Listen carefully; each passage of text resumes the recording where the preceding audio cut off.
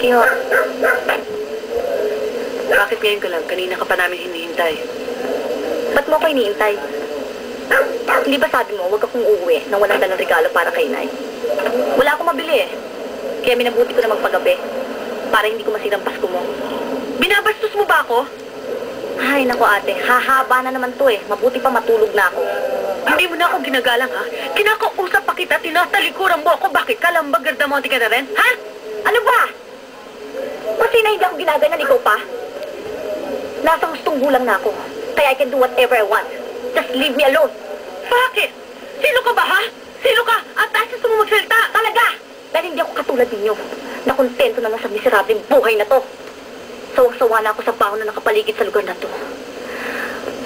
Gusto ko na makawala sa pagbubuhay daga natin. At wala makakapigil sa akin. Ikaw man o si inay. Kaya ako mag-ambisyon man ako. Karapatan ko lang nun. At pabayaan ninyo ako.